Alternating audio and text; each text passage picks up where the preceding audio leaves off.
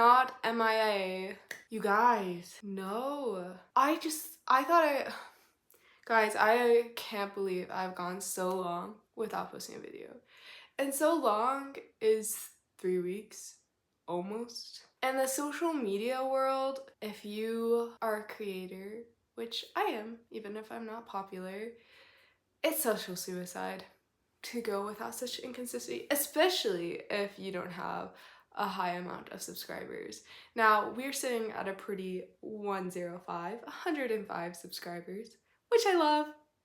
It's like 5 is actually my lucky number, and having above 100 is kind of cool. Actually really cool. It's fun to share my videos with y'all, but I'm so sorry I haven't posted.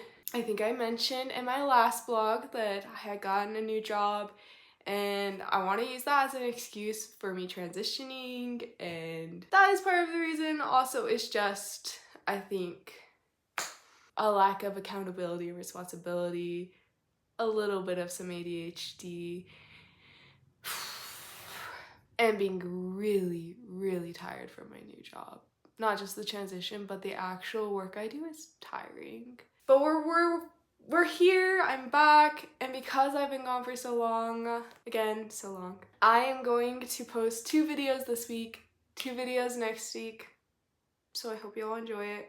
This blog post is so long, and I debated not posting it because I actually did a YouTube video on this already about 1 year ago, but I took it down because it was really bad quality. Really bad. Like the beginning of the video, my face is blurry for my whole dialogue. I debated not doing it in case some of y'all had seen that, or it's just too long to read, or it's not as engaging because I'm talking about something active, but I'm talking about something active while doing something very sedentary. And here I am because I just haven't posted enough, and because some of you might actually enjoy this, I'm just going to read it. Here's a blog about the first time I ever did a marathon, and I totally screwed myself over, and there were a lot of complications, and yet still, the end result was amazing. Here are the deets. This blog was posted June 26, 2023, blog tile, running a marathon without proper training, proper in parentheses. Not me. I was not the girl to go the distance, at least not physically. Sure, it sparked my interest once upon a time. Before I entered the 9th grade, I thought I might join the cross-country team, and when I went to practice and accidentally ran 6 miles with varsity, I never went back. I decided to stay at a comfortable 1 or 2 miles. After all, as a goalkeeper in soccer, I needed quickness and a different type of endurance. I didn't need to run miles on miles. Some people, okay, the really athletic people my age talked about running a marathon one day. Others thought it'd be cool. Pfft, not me. Maybe I get older and run a half marathon one day, maybe. But a full one? It wasn't even close to a consideration. As I continued to spend time playing soccer, this idea prevailed. When I left my gloves and shin guards behind for a long-term mission trip, I thought I would return to them. Well, I did, but my relationship with those items had changed. A few decisions led me away from playing soccer competitively, and this left a spot open in my life. Once I moved to Utah, I started hiking more. I started going to the gym more, running more. A friend of mine became my first running buddy, and she inspired me to go longer distances. 4 miles entered my running log, and then it entered it again and again. This wasn't my norm, but it wasn't out of my range either anymore. When I transferred and attended university in person again, I felt like I had less time for my fitness and my miles went down. However, I knew I wanted to get back to a time like that again. When the last semester of my bachelor's degree came around, I was bouncing on my toes, ready to get back to it. Forget waiting until the end of the semester. I had waited long enough. It was time to return to the fitness part of my lifestyle.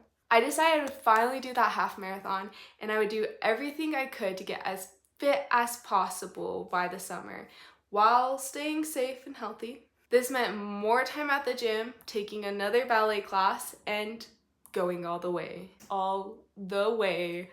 A physical phenomenon occurred, a lift in spirit, a shift in mind. When it came to me, I decided it could go no other way. I would run a half marathon, yes, but Would my training stop there? No. I would go all the way. I would run a full marathon. I knew the perfect one. It had interrupted my morning for a couple of years. The Utah Valley Marathon. The course goes through the mountain roads, comes out of the canyon, and travels all the way down a main street until it reaches downtown. The police pause cars as runners pass by. Instead of being stuck in a car at a stoplight, I wanted the cars to be stopped for me. A few days after I made the decision, a friend texted me. She wanted to run a half marathon. Would you train with me, she asked? Yes. That sounded so inauthentic. Yes. Yes. Yes. Yes. I said. She sent me her training plan, and I thought I had it easy. I would train to run the half marathon with her, and then I would double my miles by repeating her training on my own. Thus, I would train for my marathon while helping my friend train for a half marathon. Well, perfect plans do not exist. When my long runs reached 10 miles, I noticed a large energy zap. I slugged around campus and tripped around in my ballet class, like actually tripping all the time. Going to the gym and to ballet and to intramural soccer was already a lot. Add in long distance runs, the fatigue hit me hard. It became clear that I couldn't keep increasing my mileage without an increase of negative results in other areas of my life, especially in university. If I continued that way, ballet class would surely suffer, but so would all my other classes. I couldn't think clearly or have the energy to do the homework if I pushed myself too far physically. With teeth clenched, I stepped away from my original plan.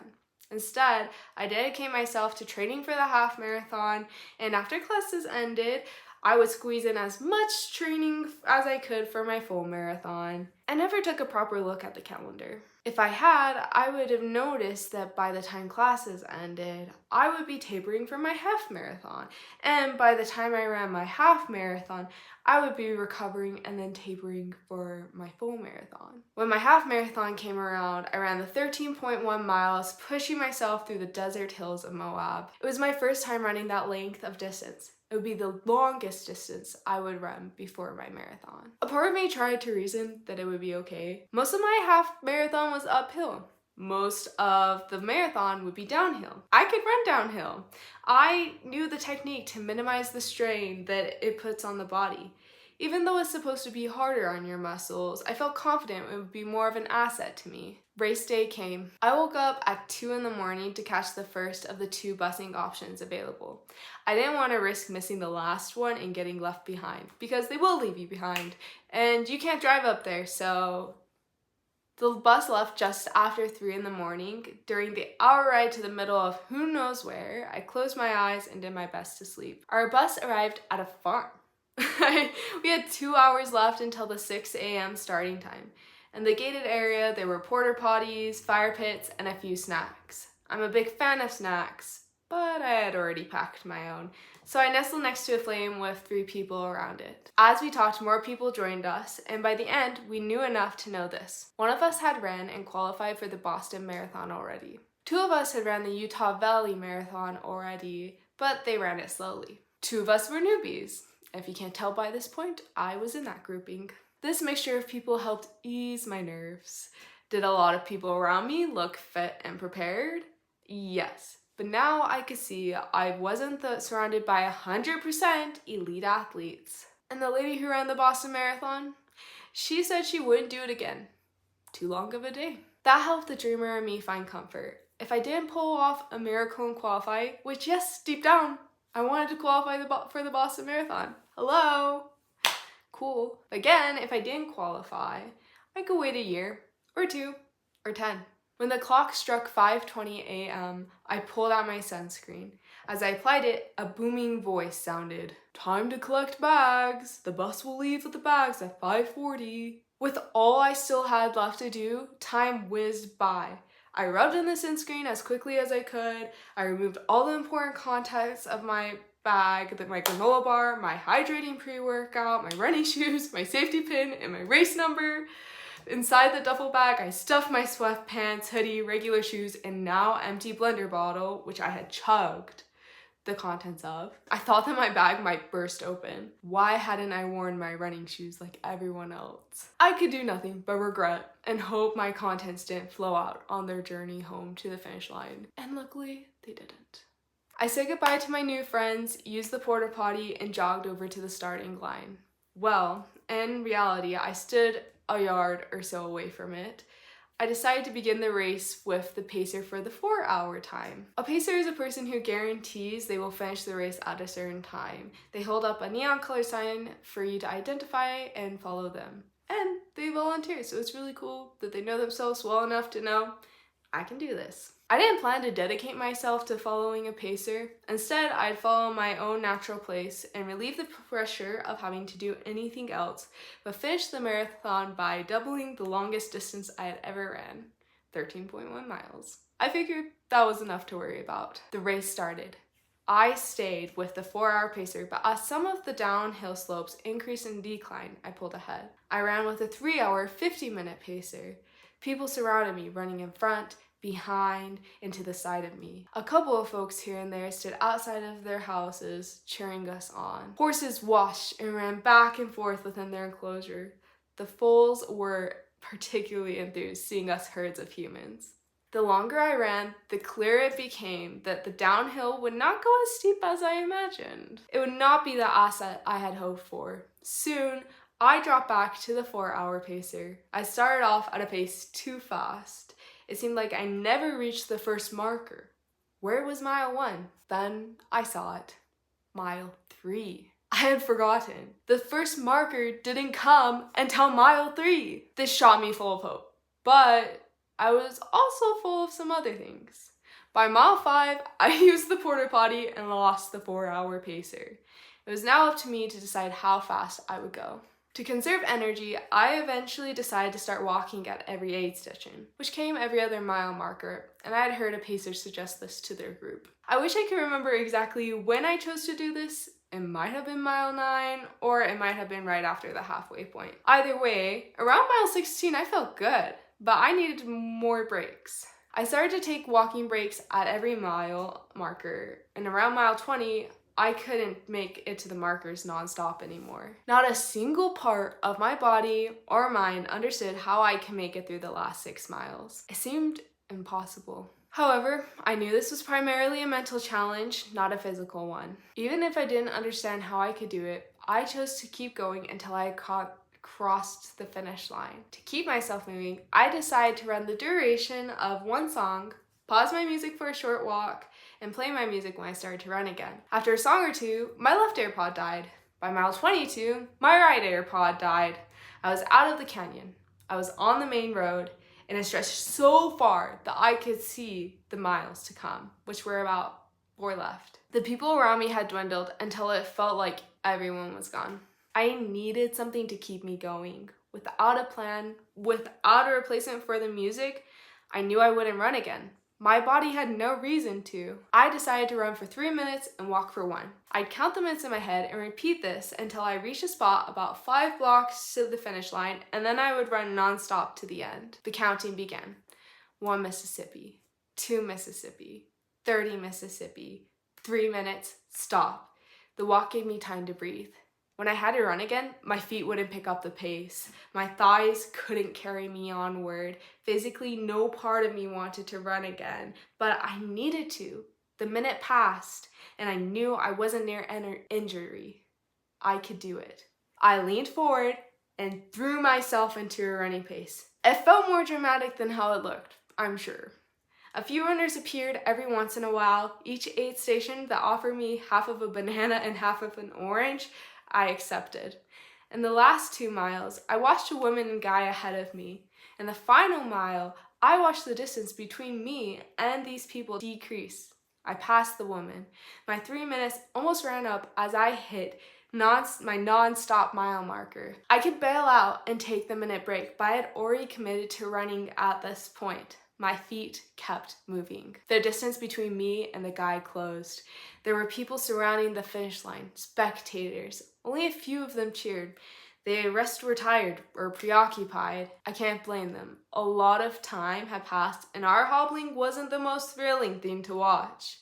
As I entered the gate strip that led to the finish line, I gave a silent thanks to the people who cheered for us, despite not knowing our names or faces. Then I sprinted. I had always finished short runs with a sprint. I guess my body had become used to it. Granted, sprinting in this case meant coming close to a normal running pace, but for me, it still counted. I pulled ahead of the guy. Surprised, he gave a fatigued turn of his head to see me. He picked up his pace and pulled ahead. My husband at the time and friend cheered from the side. Go Mandy! In the final stretch, I got one more kick and came up by the side of the guy I'd passed. We crossed the finish line together, ending with a high five. I don't know his name, but I'm grateful for that guy. He helped me finish, and he was the first I celebrated with. Fatigued, I was not the amazing athlete that ran over to their family and friends and jumped into their arms. I was a lot lamer. I walked straight to the booths with food. At one booth, I found a chocolate creamy. The whole reason I ran the race, of course. The medical attendant gave me some hot, cool gel for my aching hips, which I really should stretch more. And I finally left the runners area to greet my dedicated supporters. I walked for a few minutes to help my muscles transition and relieve lactic acid. When I sat down on the grass with my husband, I quickly discovered I could not stand back up. He used all his weight to lift me off the ground, and I eventually made my way to the PR gong, hitting it far too hard and likely rupturing an eardrum or two. I sat and did a little wobbling the rest of that day. The next day, I bought KT tape and used it for the back of my knee, which helped tremendously. After wearing it for a day, I no longer needed the help. As suggested, I'm taking a 26-day break for running. However, I'm looking forward to getting back out again. We'll talk more about that after I finish reading this. Yikes. I didn't pay attention to the time I got when I crossed the finish line. It turns out it didn't matter. Later, I found out online that I finished the race in 5 minutes. 5 minutes. Oh my gosh. I just flat out lie and tell you the most ridiculous time. I found out I had finished the race in 5 hours, 10 minutes, and 16 seconds. For a girl who had only ran 13.1 miles beforehand, it felt like a good time. Overall, I'm beyond satisfied with my race. Believe it or not, despite all the problems, I enjoyed it. Training for and running this race has transformed me. I was a girl who only ran 1 milers. Then I was a girl who couldn't imagine going past 4 miles for fun. Now I've run 26 miles and want to incorporate long distance runs into my regular fitness schedule. I plan to run another marathon next year. I'm not sure which one yet, and I know that I'm going to train for a much longer period, and this time I'm going to train for a certain pace. As an amateur runner, who knows how it will go, but rest assured that whatever happens, I'll let you know. And I did create a video about running that marathon, so you can go check that out. Happened this year. Okay, that moment when I got super close to the camera in an awkward way and I told you that we were going to talk about that, it's time to talk about it. I took a way longer break than I planned. In fact, I didn't run any longer than 3 miles the rest of that year.